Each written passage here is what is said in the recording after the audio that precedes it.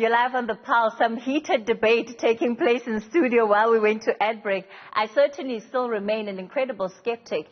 This is around the refunding of SAA. Nthabiseng Moleko is with the Stellenbosch Business University. Ayabonga Cawe is Newzroom Afrika's economic contributor. I want us to move on because we can get stuck with the issue of SAA for a long time. But the one thing we didn't touch on, Aya, was just the size of the SOEs that we had. The minister has long indicated that there could be a move to shut some of them down, to wind them down. We haven't seen that happen, and I'm not hearing any more about that plan. So Cathy, I think the big concern is that you've got here national champions, if I can put it in that way, right? That were companies that were historically infant industries in critical network industries. So I think of Transnet, I think of some of the water authorities we have, I think of our national, utility, Eskom, and you can add a few other SOEs to that, passenger rail industry as well. Mm-hmm. And I think the big question is, on the one hand, you can't be talking about structural reform that is about reforming your network industries and ensuring a more, cost competitive base for the economy, if you're not going to confront what's happening in many of those SOEs. And if you take a Transnet, for example, one of the critical issues that many industrialists have been facing when it comes to localization and beneficiation is some of the port charges, some of the rail charges that are associated with Transnet's current operating model. And so the debate shouldn't only just be around, do you bail this one out, do you slash this one, do you, cede ownership in this one, but really be about what kind of business model do we think will be an enabler of the kind of reforms that we think can be catalytic for our localization, industrialization, and even growth ambitions. One of the things that the minister announced this afternoon was just what the Treasury is looking at in terms of the economy, and I tell you what, it's not looking good. That figure revised from the earlier budget earlier on in the year that was at minus 7.2%. It's now sitting at minus 7.8%. I want us to listen to what the minister had to say in his briefing earlier. The economy now is expected to contract by 7.8% this year. And the 2021 outlook is more uncertain. Job losses have been particularly severe. But we cannot allow ourselves to fall into a season of despair, despite the challenges of the pandemic. We cannot allow ourselves to move towards a sovereign debt crisis. All right, let's continue with our analysis in studio. Nthabiseng, how worried should we be about this contraction of GDP? So I think let's start with the question you asked, Ayabonga, about the role of SOEs. Let's go back to why SOEs were established. I don't think any of us are asking ourselves the critical question of what were these entities actually established for?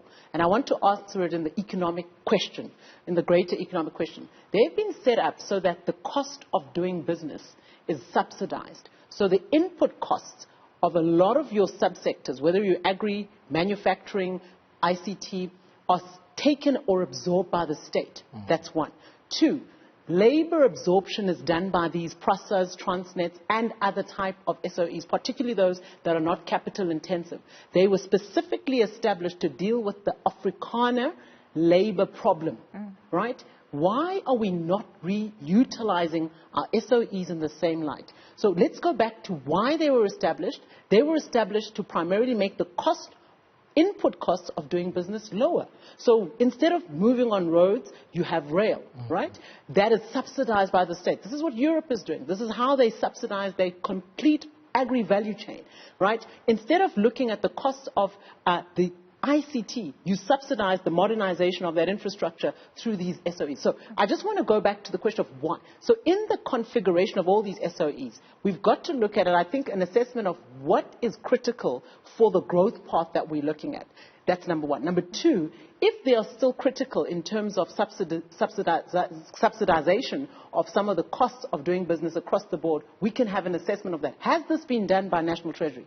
Has this been done by anyone? If not, I think it's time we do it quickly. I think the 7.8% contraction from 7.2 is expected. Globally, the contraction is around 5% on average. I think what South Africa needs to look at is the long-term growth projections. That, for me, is more concerning. 3.3% next year. I'm not sure where this 3.3% is going to come from. I'm not really sure. But the 1.7 and 1.5, that, for me, is really the key issue. Before COVID, we were contracting twice, technically, right? We had 2 contractions, not from COVID, but because of the structural inefficiencies, structural failures of our economy over the last 25 years. Why are we not looking at reforms that are needed to bolster us out of that trap? We must accept, if we are still targeting after COVID 1.5 and 1.7% growth, we are in a low growth trap. So what Treasury is accepting is that they are in a low growth trap, they don't have any ideas. So we need to then say, who has new ideas? Who can come with new thoughts and new ideas to take us out of this low growth trap? And I think there's a lot of ideas out there, but I think the engagement is quite stuck in this quagmire of 3% growth, 1.5, 1.7. What we must do, industrialize. We must industrialize. If we don't look at reindustrialization and boosting our productive capabilities, reinvesting into productive sectors, forcing private sector, I'd say it's disciplining capital. We have got to discipline capital. I'm very excited about Regulation 28 that the Minister of Finance has mentioned. We can talk about that. But using our domestic surpluses to reinvest into our national development trajectory. If we don't see FDI coming in, we must invest our surpluses, and we have more than 8 trillion in our capital markets, which we can begin to discipline because they're not investing. Aya, let me come to you. You want to talk about the increasing independence that it looks like municipalities are going to get, especially when it comes to trying to procure spending that they need to invest into whatever services that they have to provide. Indeed, Cathy. It's quite interesting for me that, the Minister mentioned a brief caveat around municipal borrowing and ensuring that some of the more credit-worthy municipalities are able to access capital market funding in order to finance the capital expenditure linked to the services that they provide. And we've certainly seen in the last while, a few green bonds floated about by the city of Joburg, and I think at eThekwini as well, looking to attract some interest in the capital markets for some of the capital spending in a context of very real constraints to our fiscal outlook. And I think what that allows us to do is to start thinking about how do we, from a blended finance perspective, underwrite this infrastructure-led recovery where we think some of these jobs are going to come from. And I think it has a very strong stimulatory impact on key subsectors of the South African economy when we expand our infrastructure program in that kind of way. And we move away from this very, prohibitive and restrictive debate that is really, spooking out a lot of people in the capital markets, where the moment you mention prescribed assets, everybody wants to run for the hills. But we really need to have a very mature, specific, and a very detailed debate around how we can make sure that all of the money that Nthabiseng, for example, was mentioning earlier, sitting in the pension fund and asset management industry in this country, can continue to contribute to some of the critical interventions in network and service industries that are critical to how we sleep, how we live, how we eat, and more importantly, at a local level, really where the rubber meets the road. Of course, what that would also do is that it would need municipalities to actually be more efficient in how they do their work, because no borrower is going to come on board where they're taking an unnecessary added on risk, especially giving to an entity that they can't depend on. So the important thing here is you have to have, number one, pipeline of investable projects. So what would need to happen? DBSA, for an example, the DFIs, they need to work together to have project management units, particularly with this district development model. Come up with viable projects that have cash flow, that can be refinanced and also pay back in time. 2, rural and peri-urban municipalities versus metros need different type of support mechanisms. So you cannot treat them the same. City of Cape Town, eThekwini, well, I don't know the situation there, but City of Joburg, vis-a-vis Mhlonhlo municipality won't have the same type of project management needs, capabilities in terms of managing projects. I think what is key for us is the allocation, which is pivotal in this budget statement that has been mentioned by the Minister. The allocation to infrastructure asset class, which has never been mentioned in South Africa, is a new thing. That has to be proposed. This is through unlisted equities, unlisted bonds, and fixed income securities in much more bigger proportions. There needs to be a massification of capital market usage. However, you allow pension fund trustees to be the ones who decide the investment strategies. So you allow them that room to decide whether or not they want to invest in these projects, but also you incentivize long-term asset liability matching with asset fund managers rather than these short-term gains that lead to very disastrous outcomes in the long term. So short-term asset management gains, if I'm going to get a bonus in a year because I outperform by investing only in equities, but in the next year there may be a downward trajectory, that issue will change my incentives. If I have a long-term trajectory and I'm forced to have a performance plan that looks at a 5-10-year plan, I'll invest differently. So I think these are some of the things that pension fund trustees need to be educated on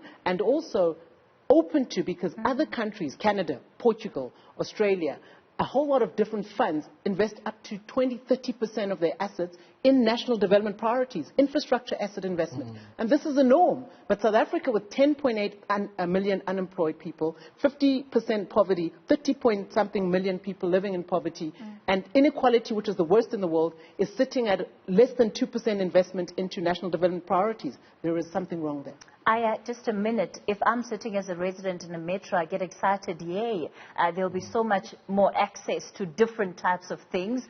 But is it going to cost me more? What is the cost of competitiveness? Well, I guess the difficulty, and it goes back to the business models of municipalities, which, if you think of it in simple terms, is really about making sure you make the capital spending so that you have the infrastructure that can deliver services to people and then collecting on that.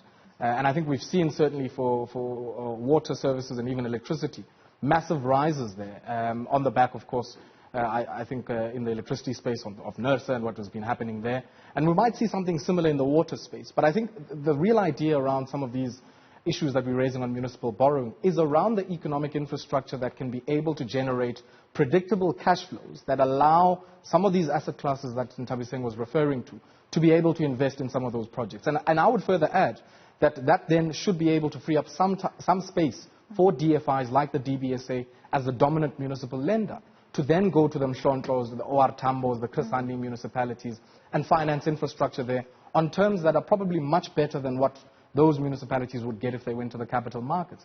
And for that to happen, we have to deal with the challenge that a DBSA, much like the Land Bank, faces, which is where do they source their money?